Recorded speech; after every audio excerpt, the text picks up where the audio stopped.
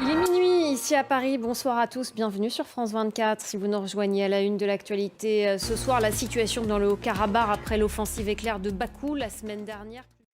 On va s'arrêter tout d'abord sur la situation dans le Caucase. Le Haut-Karabakh se vide en ce moment de ses habitants. Plus d'une semaine après l'offensive victorieuse de Bakou, plus de 74 000 réfugiés sont arrivés déjà en Arménie.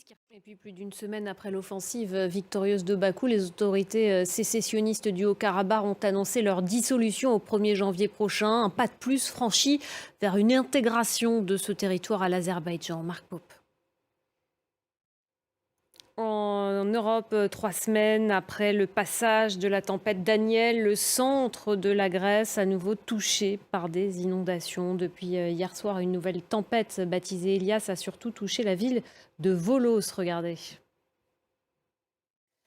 Ce jeudi 28 septembre est la journée mondiale de l'avortement et à cette occasion, on va voir comment ça se passe en Tunisie. Là-bas, l'avortement est légal depuis 50 ans. Le pays a été précurseur dans la région, mais dans les faits, l'interruption volontaire de grossesse reste un tabou et certaines Tunisiennes préfèrent se tourner vers le secteur privé. Regardez ce reportage signé Lilia Blaise et Amdi Tili.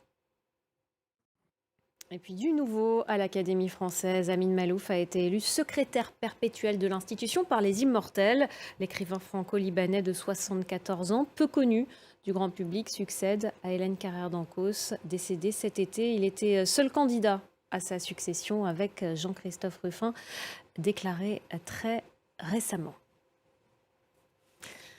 Voilà, c'est la fin de cette édition. Merci beaucoup de l'avoir suivi. Restez avec nous sur France 24. Dans quelques instants, le débat présenté par Stéphanie Antoine.